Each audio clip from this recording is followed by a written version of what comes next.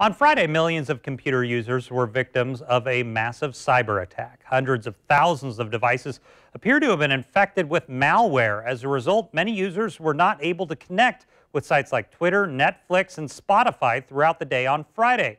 Joining me now to discuss this is Dr. Swap Roy with the University of North Florida. Doctor, thank you for coming on. What was this attack? Describe it to me. It's called denial of service. Okay. So when we design computer security, techniques to save our information, basically. So there are three things that we think of. One is confidentiality. Confidential, yeah. Yeah, that actually ensures that your data remain confidential. Nobody unauthorized reads your data. You don't want any unauthorized people to read it. Yeah. Read it. Okay. So the second one is integrity. So you don't want anybody else to modify your data. So data can actually be modified without being read.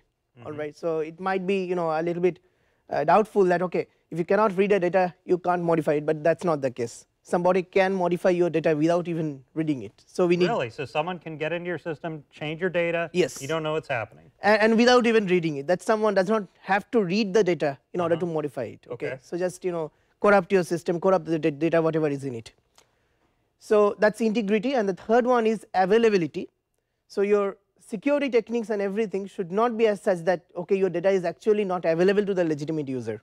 Okay, so you want the data available or the systems to be available to the legitimate users whenever they need it. Okay, so Twitter, Netflix, Spotify, all down throughout the day. Was this hurting individual people's computers or just these websites with this malware? I believe this is just the website, so that's the availability being targeted. So what the hacker did in this case was brought down those services. Okay. He brought down the services. You couldn't get to them, yeah. Right. So that the legitimate users over there did not have the opportunity to log into those sites, and the services were stalled for the legitimate users. So that's called denial of service.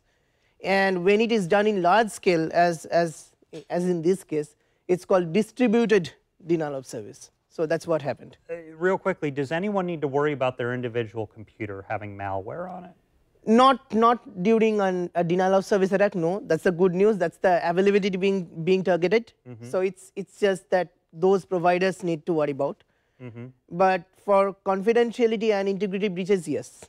Well, I appreciate it. Dr. Swap Roy with UNF. Thank you for coming on. I appreciate it. This is obviously a complex thing. Try and break it down as best we can. But if you want to know more about the specific denial of service attack, we have a full article at news4jax.com.